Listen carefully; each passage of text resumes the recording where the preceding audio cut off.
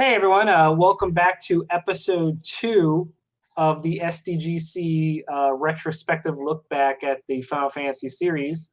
If you did not catch part 1, quick rundown of our guidelines and our criteria for this. We're only doing core Final Fantasies, so unfortunately no spin-offs, no Final Fantasy Tactics, and keeping with the core mentality, none of the sequels, so no Final Fantasy 4 After Years, 10-2, 17,000 Lightning 13 sequels, keeping it to 15, keeping it simple. We'll worry about the rest later.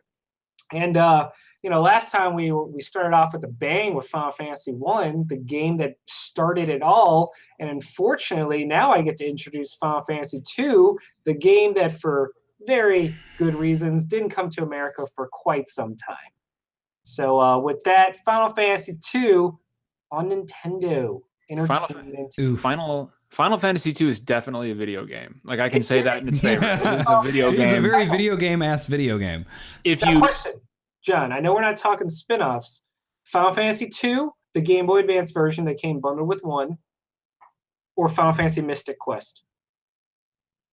Oh, Final Fantasy Mystic Quest, for sure. See, that'll tell you something right there. Mystic Quest for sure. Final Fantasy 2 of all the games is the one I remember and recall the least about. I actually remember quite a bit about it, unfortunately. I played it. I played, so clearly, obviously, it did not come to the United States on the NES. My first experience with Final Fantasy 2 was the Dawn of Souls remake. It came bundled with Final Fantasy 1. So right off the bat, Emperor Mateus. Here's the interesting thing about Mateus. They don't actually ever name him in the game. He's just the Emperor. I can't even remember how I know his name. I think was his name ever written anywhere before Dissidia? I think Dissidia is the first time that they really put his name front and center. Was it? Because I remember him just 90% of what anyone knows about Mateus, kind of like Garland, once again comes from Dissidia, because Dissidia turned him into David Bowie. So let's talk about this, right? Like, right off the bat, I feel like the Emperor, a stronger villain than Garland. He's present in the story more. He's extremely one note. He wants one thing and one thing only, that is power, as most Final Fantasy villains are wont to do. But he has no character motivation or depth of character beyond his desire for power. I'll still give him the leg up over Garland, just because he. Oh, so will I. Story. Yeah. Like, he actually existed within the world and had an impact on the world, even if he wasn't personally very involved in the player's quest for most of it. So, do you remember his fortress was inside a giant tornado? Yeah. Do you remember that? He just had it. What was it called again? The Dreadnought? The Dreadnought was just inside this giant tornado. It's amazing. I to this day, I can't remember another game that literally has the villain's fortress or headquarters inside of a giant tornado. Like that was pretty cool. And then there was another villain, Borgin. You guys remember Borgin? He was I do not. Is that one of the minor? So you fought him as a boss, and so you fought him as just. Oh, he was the one that wait. And then he was Zombie Borgin in the final dungeon, Pandemonium. Borgin. Oh yeah, Pandemonium. Yeah. He looked like Napoleon Bonaparte. He's the one you fought in the mine shaft or whatever, right? Yes, and he was not much of a challenge at all. But oh my god, he is straight up just like a little tiny goofy Napoleon. That's exactly what he looks like. He looks exactly like Napoleon. He's listed as the tertiary antagonist of Final Fantasy II, and it's great because I don't remember a secondary one. Leon. Oh yeah. Leon. So I feel that Leon is a stronger antagonist than the Emperor himself. I mean, he's no Furion. Furion isn't an antagonist. I know. I just he's a protagonist. Finn. It's a great name, though. It is a good name. Furion is a great name. Leon is kind of like I'm a lot of based on the success of Final Fantasy II's story. Maybe we should call him Infurion. I feel like FF2, a lot of people are more familiar with 4, and the whole situation with Golbez versus Zemus, I think, is kind of very similar to Leon versus the Emperor, because Leon is not the main villain, but he's much more personally involved in the story throughout, which makes him kind of more visible to people who play it. one thing Final Fantasy 2 did do right. It didn't do everything wrong. It did one thing right. It had solid music. No, it didn't. But what it did, the Rebel Army theme, man, that's one of the best pieces in all of Final Fantasy. Hold on. What it did is, well, two things, right? One, it introduced Cid to the series. We got Cid of the Lufane. We got our first Cid in Final Fantasy 2, but also major character deaths.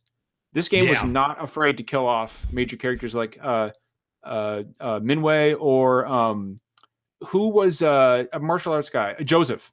Yeah. Joseph was another character that was killed off. Well, Ricard. Was Ricard killed off? Ricard was killed off, wasn't he? The Dragoon. He was killed off. Again, like I said, there's very few parts I remember. But that surprised me. That's getting into the nitty gritty that I don't. I was not expecting so many major character deaths in Final Fantasy 2. Well, to the point also where they turned it into a mechanic of the Dawn of Souls remake, where it had the post-credit sequence, the epilogue, where you played as all the people that died. Yeah. So instead of and that was something interesting that the Dawn of Souls remake did, is that the final, and in the core game, the final dungeon was Pandemonium, and you fought the Emperor from Hell.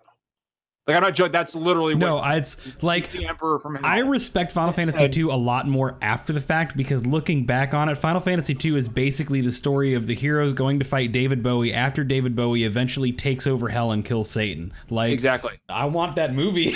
But in the Dawn of Souls remake, there is post-game content where all the characters that have died are fighting in the afterlife. I can't talk today.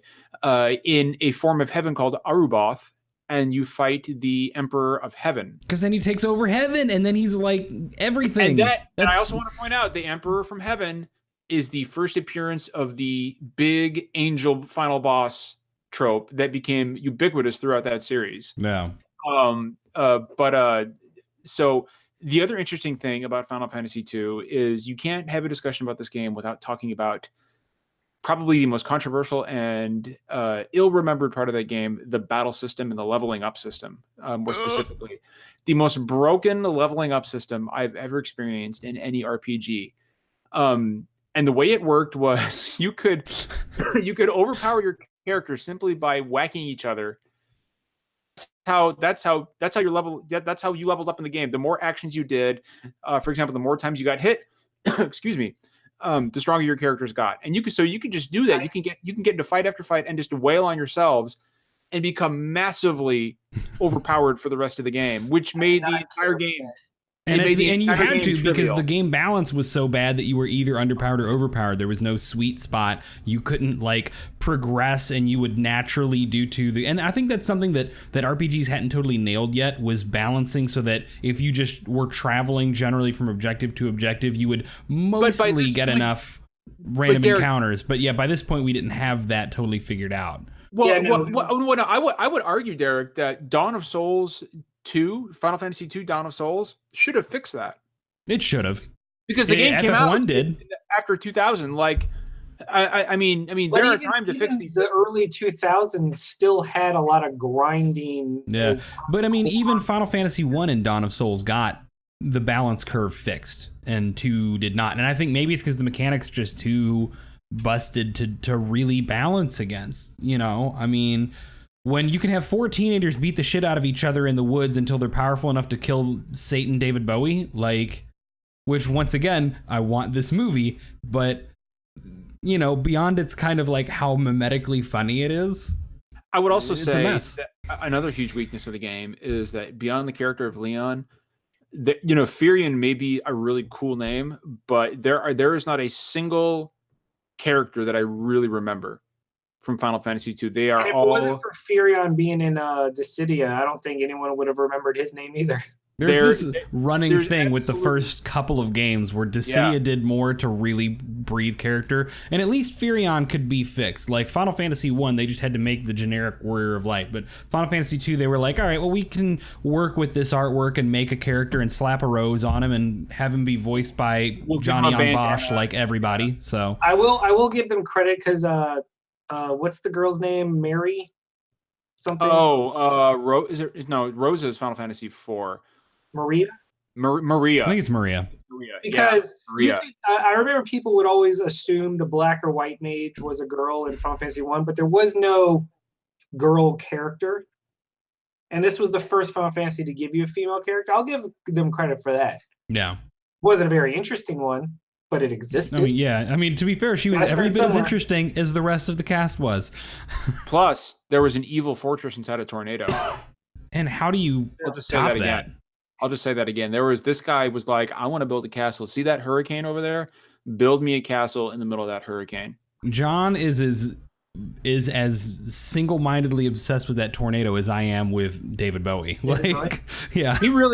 Matthias really was David Bowie. Yeah. I mean, you look at the Dissidia, like the artwork, especially his Dissidia design. It's just Labyrinth. He's just Labyrinth David Bowie. Apparently his horns are like actually his hair, though. I didn't even realize that until... Also, Final Fantasy 2 had a worse version of Final Fantasy 4's worst character. Because Final Fantasy 4 had Edward, and Final Fantasy 2 had Gordon.